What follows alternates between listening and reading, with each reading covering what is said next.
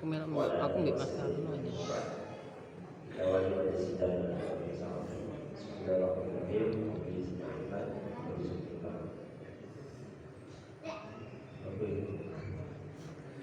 Alhamdulillah kita bersyukur kepada Allah Subhanahu wa taala masih diberi sehat walaupun banyak yang batuk. Ini jamaah kita banyak yang batuk, termasuk Ustaz Agus kemarin ke masjid yang batuk agak lumayan. Kalian sempat lihat sama saya, dari suatu masjid karena kondisinya batuk terus.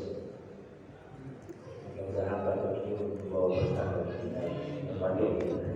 Video saat pengajian ada. Udah batuk sebelum imam kalau ada.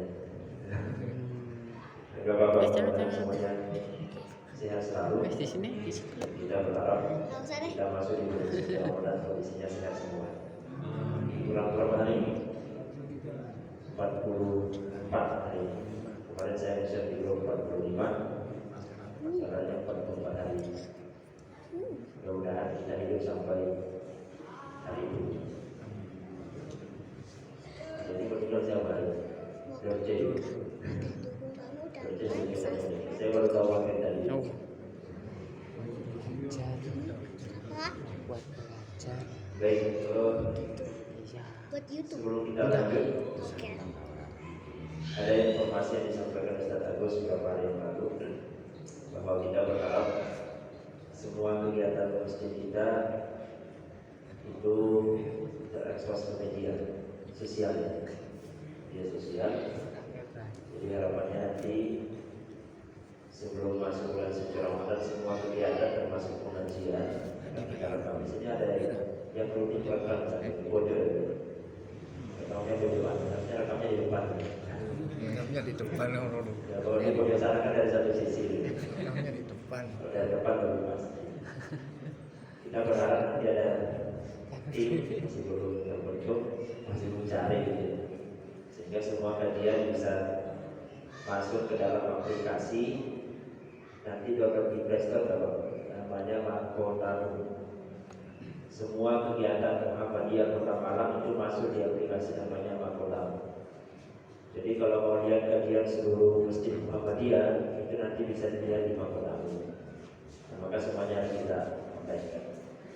Mau lihat daftar masjidnya, mau lihat daftar kajiannya, mau lihat catatan materi kajian kembali-kembalinya ada semua di Mahkota.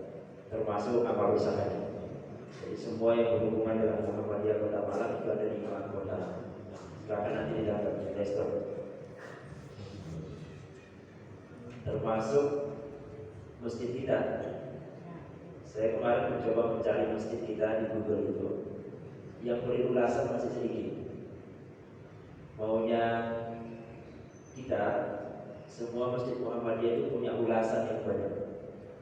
Jadi nanti silakan mencari di Google Masjid Al-Amin, itu akan muncul ulasannya. Ada yang masjidnya bersih, ada yang masjidnya bagus dan sebagainya. Nah, mudah-mudahan jemaah nanti bisa beri ulasan sehingga masjid kita gampang dicari. Itu yang pertama. Yang kedua,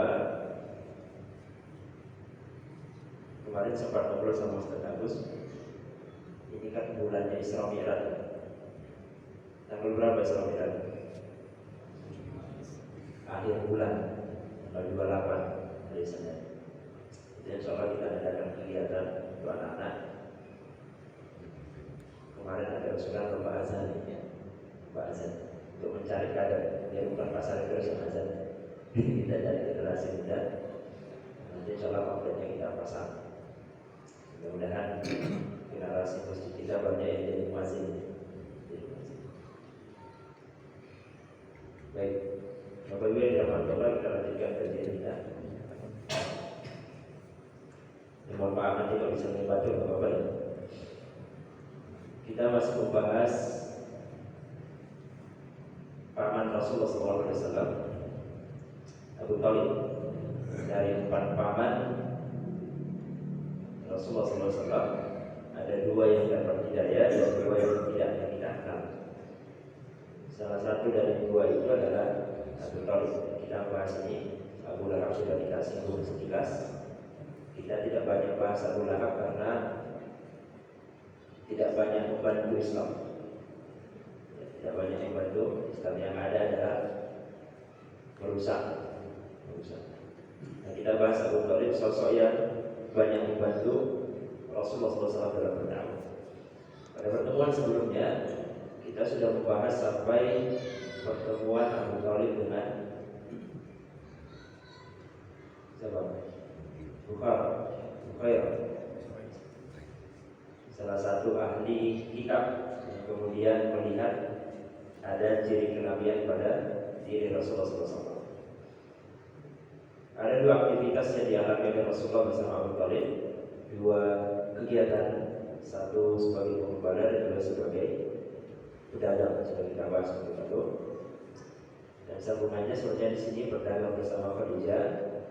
Cuma Khadijah tidak bahas. Ini nanti menentukan sendiri. Kita bahas nanti istri-istri Rasulullah SAW.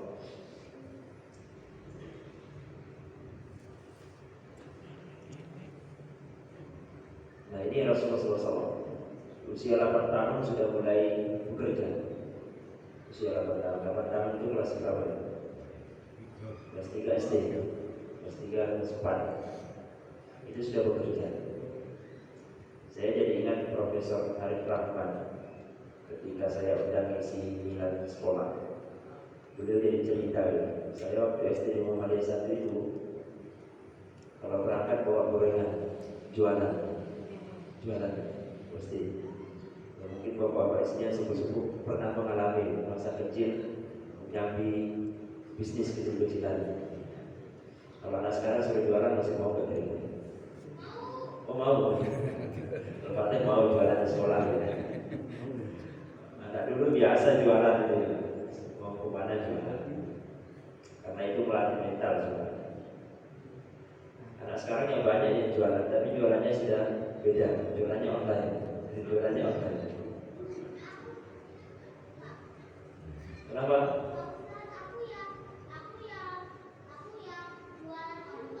Oh, jualan online. Nanti yang banyak yang beli dari sini ya.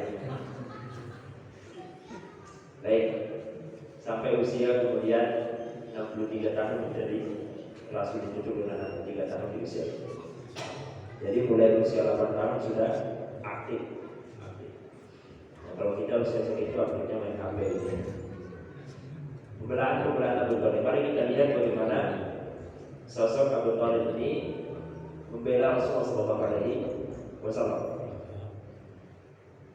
Kita sudah membahas pada pertemuan sebelumnya bahwa Abu Thalib itu maunya kalau tidur ya sama Rasulullah, tidurnya sama Muhammad itu sampai beliau besar. Tidur dengan Rasulullah. Nah, kita lihat ketika orang kafir Quraisy nggak bisa membujuk Nabi, yang paling dekat dengan Nabi yang pamannya, maka yang harus dibujuk adalah pamannya. Kita datangi pamannya, kemudian kita rayu agar merayu Muhammad tidak berdakwah. Lalu benar diskusi Abu Thalib dengan Rasulullah itu diskusi. Kalau jangan teruskan dakwah. Saya didatangi oleh tokoh-tokoh Quraisy meminta agar engkau menghentikan dakwah dengan bahasa, tentu bahasa yang sangat halus.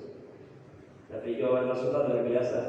Wahai pamanku, seandainya matahari engkau letakkan di tangan kanan, rembulan di tangan kiri, saya tetap tidak akan berhenti. Akan terus berdakwah. Memang berdakwah itu berat. Tapi semua punya kewajiban berdakwah. Bukan ustaz yang punya kewajiban, semua.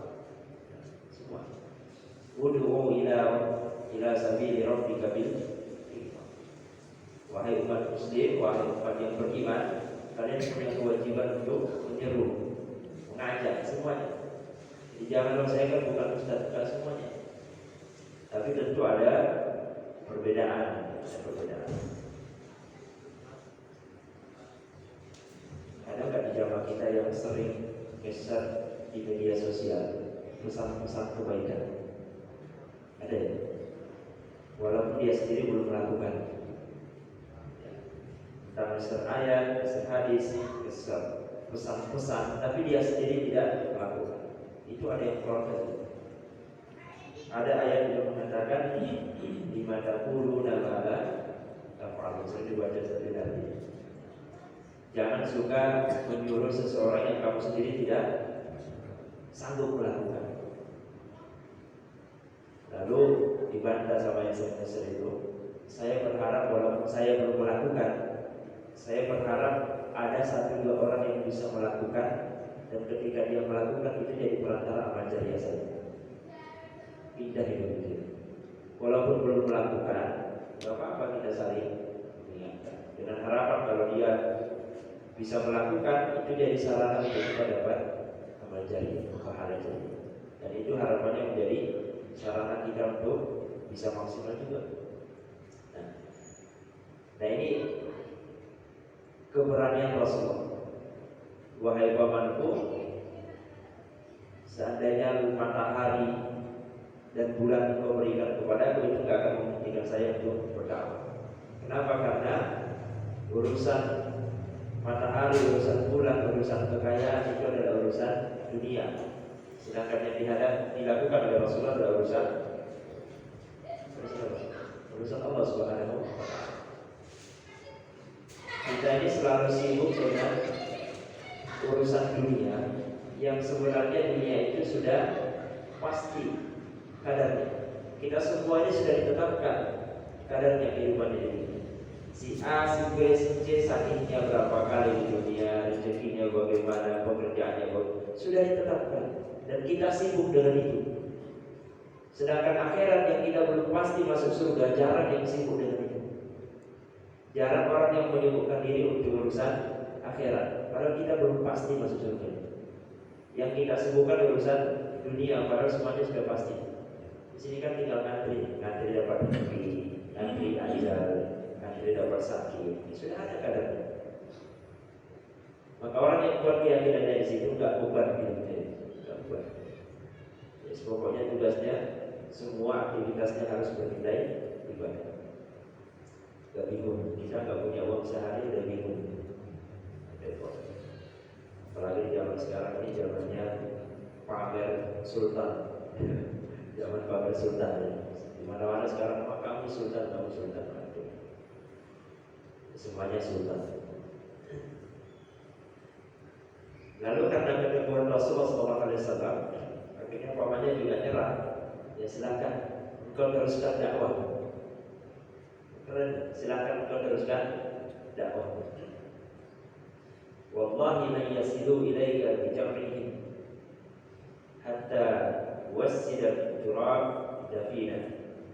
Saya akan tetap menjadi pembelamu sampai saya masuk ke turab, sampai saya meninggal.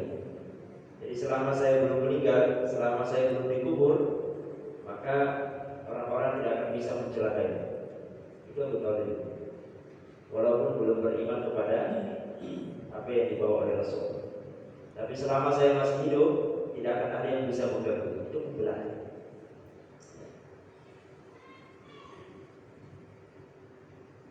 Dan kita berharap, ya, itu pun harapan Rasulullah. Harapan Rasulullah. Nanti kita lihat di hadis bagaimana harapan Rasulullah yang sangat tinggi terhadap pamannya. Nah ini pertanyaannya.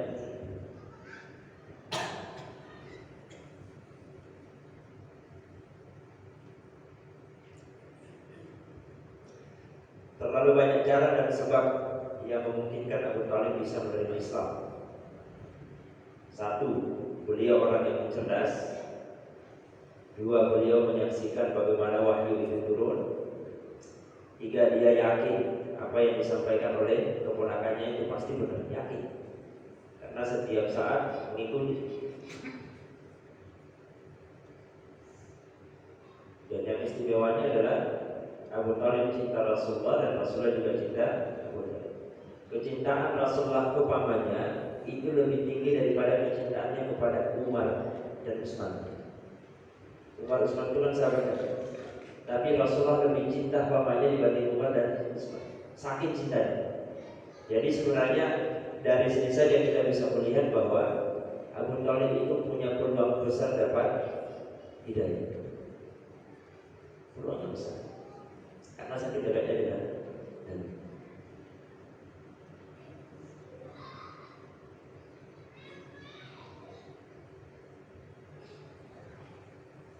Lalu kemudian ternyata kedekatan Nabi dengan Rasulullah, persaksian Abu Thalib terhadap wahyu yang diterima oleh Rasulullah itu tidak memberi hidayah sama sekali. Sampai kemudian beliau akan meninggal. Ketika akan menjelang wafatnya, ketika akan meninggal, sudah kita singgung pada pertemuan sebelumnya bahwa ada dua tokoh kafir Quraisy yang datang menghadap, menemui, menjenguk ketika Abu Thalib sudah sangat kepala, sudah sangat lemah. Ada Abu Jahal dan Abdullah bin Ubay bin Abi Umayyah bin Mughirah. Dua sosok inilah yang kemudian diskusi panjang antara dua tokoh dengan Rasulullah. Di tengah-tengahnya Abu Thalib. Kata Rasulullah, "Abi, ai abi, wahai pamanku, qul la ilaha illallah." Jadi Rasulullah tidak pernah menyerah sampai Abu Thalib mau meninggal pun masih diajak qul la ilaha illallah. Artinya qul itu apa? Katakanlah. Kalau pakai kaf qul, makan. Hati-hati pengucapannya antara qul dan kul. Makan dan katakanlah. Qul huwallahu ahad, katakanlah Allah itu satu. Ketika pakai ka jadinya makanlah Allah itu satu. Hati-hati antara kaf dan qaf. Qul, wahai pamanku, katakanlah la ilaha illallah, kalimatan uhajju laka biha indallah. Saya berharap kata Rasulullah, ketika engkau mengucapkan itu, saya berharap kalimat itu bisa saya gunakan untuk membela di akhirat, bisa membela di hadapan Allah Subhanahu wa taala. Cuma katakan saja la ilaha illallah. Gampang sekali dan sangat paham artinya. Tapi pertanyaannya, kenapa susah mengucapkan la ilaha illallah dengan kondisi yang sangat dekat dengan Rasulullah? Kenapa susah? Maka ketika Rasulullah ngajak mengucapkan la ilaha illallah, dua kafir Quraisy itu juga ngomong, "Atar babu Abdillah Abdul Muthalib."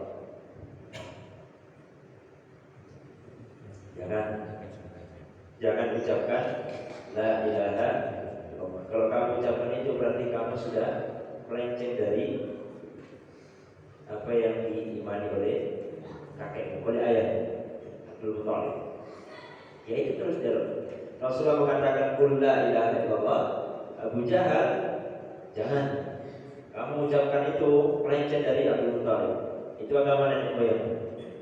Jadi pada posisi ini kita melihat bahwa ada kekuatan kesukuan yang sangat tinggi pada diri Abu Thalib. Sangat tinggi menghargai sukunya. Itu terus dialognya sampai kemudian wallahi la astaghfiranna laka ma lam tun'an. Rasulullah mengatakan, wallahi demi Allah, wahai pamanku, la astaghfiranna laka, saya akan mengistighfarkan, memohonkan ampun untukmu, ma lam tun'an, selama saya tidak dilarang oleh Allah. Kalau Allah tidak melarang saya, maka saya akan memohon kepada Allah agar engkau diampuni. Saking sayangnya Rasulullah SAW kepada pamannya. Tapi apa jawaban Allah kepada Rasulullah? Maka Nabi walladzina amanu ayyastaghfiru lil musyrikin.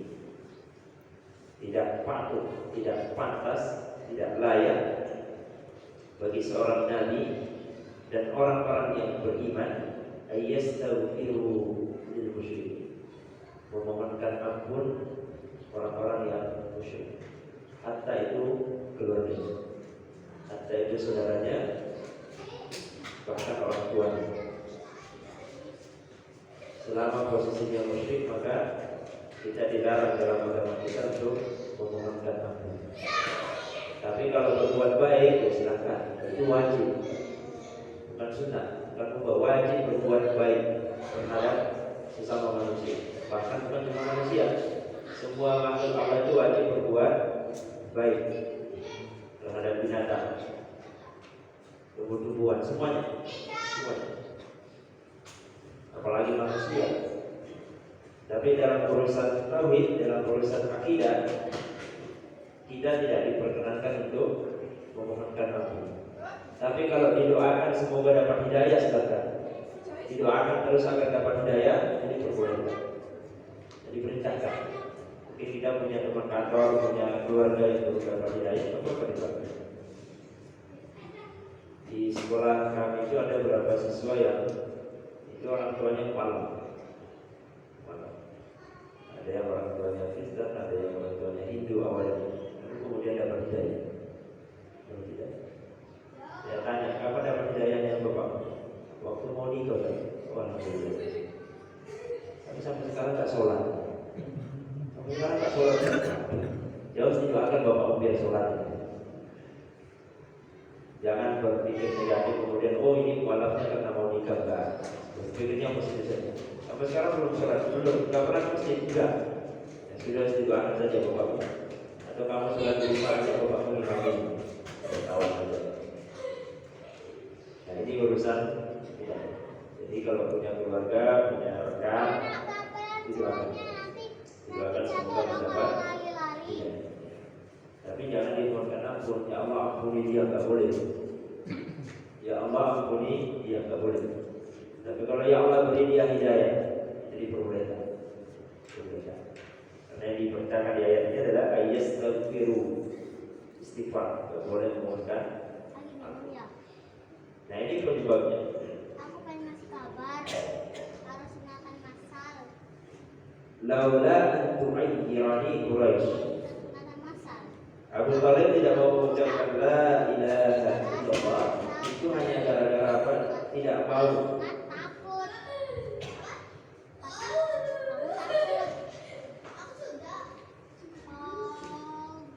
Tidak mau di dalam kaumnya dia dianggap sebagai orang yang melenceng dari nenek moyangnya, terlalu fanatik dengan sukunya.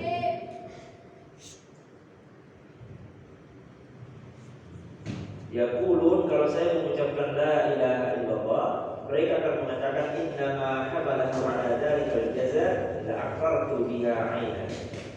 Dia mengucapkan itu karena jiwanya takut. Ini karena keponakan saya, makanya saya mengucapkan. Itu menurunkan harga diri, menurunkan harga diri. Harga dirinya sangat tinggi.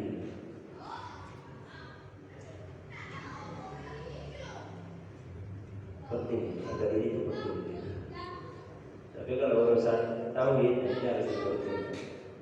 Jadi dia hanya takut, alasannya cuma takut kemudian para tokoh itu berpikiran negatif kepadanya.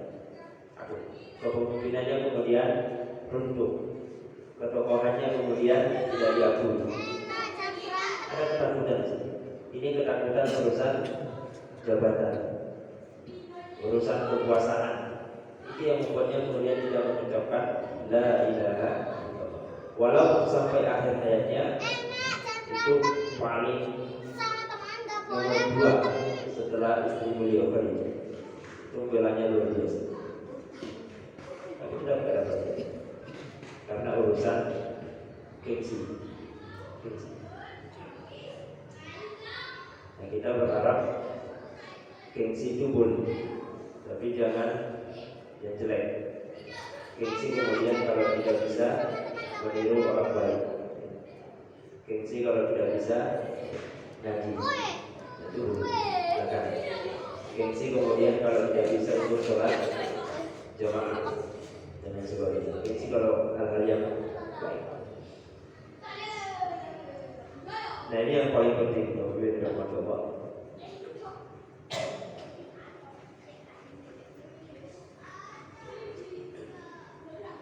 hidayah itu tidak mengenal nasab, tidak mengenal punya jabatan atau tidak. Itu.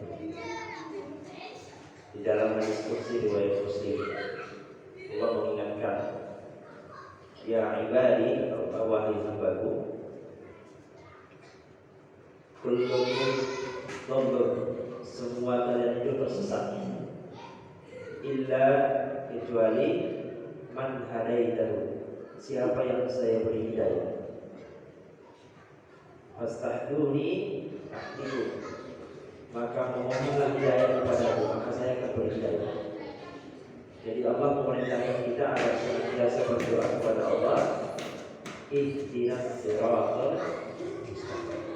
Ya Allah, beri saya hidayah, beri saya petunjuk. Dan alhamdulillah kita sudah melakukan berapa kali saya semuanya. Ada yang pernah hitung? Gak ada hitung. Ada jamaah pengajian saya Ke dalam dulu. Ada mau ku bicarakan. datang ke saya habis pengajian. Ada mau ku bicarakan. Ustaz, yang benar itu ketika Isra Mi'raj Allah perintahkan sholat 50 kali atau 5. Setelah panjang menjelaskan, kemudian ditutup dengan 5, dan itu sudah kita lakukan. Lalu dia mengatakan, saya ini kan sholat baru-baru saja, karena itu di tempat kerja saya nggak bisa sholat tepat waktu. Lalu saya mulai menghitung jumlah sholat saya. Saya hitung mulai tahajud 11 rakaat sudah. Lalu kemudian sholat sunat fajar 2 rakaat. Lalu sholat subuh. Habis itu saya sambung syuruk. Nanti agak siang saya sambung lagi sholat 5. Terus sebelum zuhur saya sholat sunat 4 rakaat. Terus sholat zuhur 4 rakaat. Setelahnya saya sambung lagi 4 rakaat.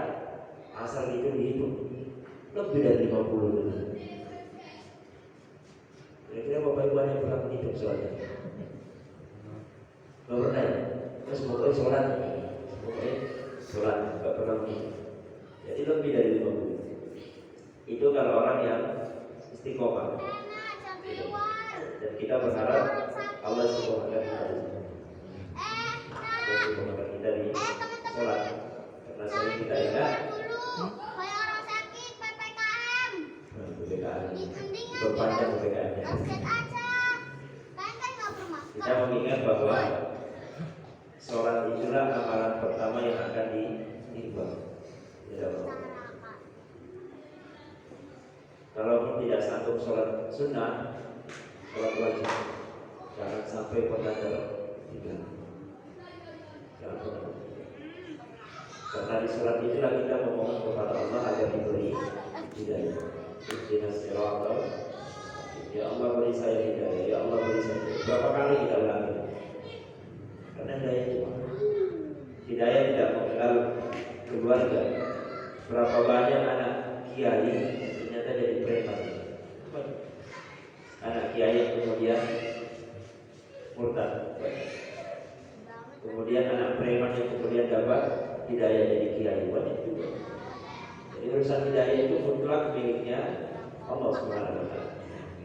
Kita sering menyampaikan ada ayatnya Nabi Nabi Ibrahim, namanya Asar. Itu nggak dapat hidayah, walaupun Asar itu dipertentangkan ulama. Apakah benar Asar itu ayat Nabi-nya apa ayat paman yang disebut ayat? Itu nggak dapat hidayah. Ada juga istrinya Nabi Lut, istri Nabi Lut. Nabi Lut itu kaumnya dikenal dengan kaum Sodom, juga sesama jenis. Dan itu sudah marah di dalam tidak sholat. Dan azabnya luar biasa. Azabnya itu hujan, tapi hujannya bukan hujan air, hujan batu. Hujan batu petir, kemudian matahari dibutakan. Itu istrinya nggak dapat hidayah. Ada juga Kanan putra Nabi Nuh. Lalu ada Abu Thalib paman Rasulullah. Mereka itu kan hidup satu rumah dengan Nabi. Lihat wahyu itu turun, tahu. Lihat karakternya, perilakunya sehari-hari. Tapi tidak dapat hidayah. Tidak dapat hidayah. Maka kita yang jauh dari Nabi, tidak pernah lihat Nabi secara langsung, tidak pernah mendengar hadis dari Nabi secara langsung, nasihat dari Nabi secara langsung, tidak pernah. Dan kita dapat hidayah. Ini sesuatu yang sangat istimewa, sesuatu yang sangat istimewa. Dan ini harus disyukuri. Berapa banyak orang di luar sana yang belum dapat hidayah? Banyak. Ada juga yang dapat hidayah, tapi tidak diberi kesempatan untuk beribadah. Banyak. Kadang-kadang saja yang Islam, tapi tidak buat beribadah. Dan itu jauh lebih banyak. Ada juga orang yang dapat hidayah, buat beribadah, sholatnya rajin, tapi sholatnya tidak pernah ke masjid, di rumah terus. Jadi kita yang masih diberi hidayah oleh Allah, diberi kekuatan untuk ke masjid, diberi kegiatan berjamaah, itu luar biasa. Dan istiqomah itu yang susah. Istiqomah itu yang susah. Maka teruslah berdoa kepada Allah, semoga hidayah kita lekat sampai kemudian Allah panggil kita. Sampai kemudian Allah memanggil kita dalam posisi radiyah dan maradiyah. Posisi diri dari Allah Subhanahu wa taala. Lalu ini ayat sama dengan yang di atas tadi, surah At-Taubah itu. Di surah Al-Qasas, innaka la tahdi, wahai Muhammad, engkau tidak punya hak untuk memberi hidayah man ahbabta, terhadap siapa yang engkau cintai. Walakin Allah yahdi man yasha. Tetapi Allah punya kemampuan memberi hidayah kepada siapa saja yang Dia kehendaki. Allah memberi hidayah sama siapa saja, gampang bagi Allah. Tapi engkau wahai Muhammad, engkau Nabi, itu tidak punya hak untuk memberi hidayah. Nabi. Dan hidayah di dada Nabi itu pernah, setelah kita bahas lebih banyak, pernah hampir goyah. Hidayah di dada Nabi pernah hampir goyah. Kapan itu? Ketika Nabi dapat tawaran, wahai Muhammad, kamu kan maunya dakwah, dan kita tidak senang dengan dakwah. Begini saja. Kami beribadah 1 tahun, atau 1 tahun, gantian. Itu hampir goyah Nabi. Hampir menerima tawaran Quraisy. Dan itu diceritakan oleh Allah dalam Quran surah Al-A'raf. Hampir goyah imannya. Dapat tawaran ini kan peluang. Nanti kalau saya ibadah kan tidak ada yang ganggu, karena sudah disepakati. Tapi Allah kemudian menguatkan di dalam Quran surah Al-A'raf. Seandainya bukan karena Allah yang beri hidayah, maka Rasulullah pun bisa goyah. Sekelas Nabi pun bisa goyah. Karena itu teruslah memohon kepada Allah Subhanahu wa taala. Lalu bagaimana posisi Abu Thalib? Menurut hadis Nabi sallallahu alaihi wasallam.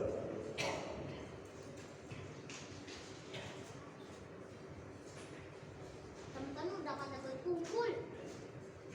Ma awalaita an ahlika fa innahu kana yaqutu wa yaqtabu lak. Wahai Rasulullah, apakah engkau tidak bisa menolong pamanmu? Bukankah pamanmu itu yaqutu wa yaqtabu lak? Suka melindungimu dan bahkan dia sering marah kalau ada yang mengganggu. Abu Thalib itu saking sayangnya kalau ada yang mengganggu Muhammad itu marah. Qala huwa fi dahi illa walaula ana kana fi daril asfali minan nar. Pamanku itu berada di neraka, tapi neraka paling atas. Walaula ana lakana fi daril asfali. Seandainya bukan karena Rasulullah SAW, maka beliau akan berada di asfal di bawah, asfal jalan. Asfal itu artinya di bawah, asfal itu di bawah, asfal berada di bawah. Tapi karena Rasulullah SAW, Abu Thalib posisinya tidak di bawah. Pada intinya kemudian Abu Thalib itu berada di neraka. Ada sekian banyak hadis Nabi SAW yang berbicara tentang Abu Thalib.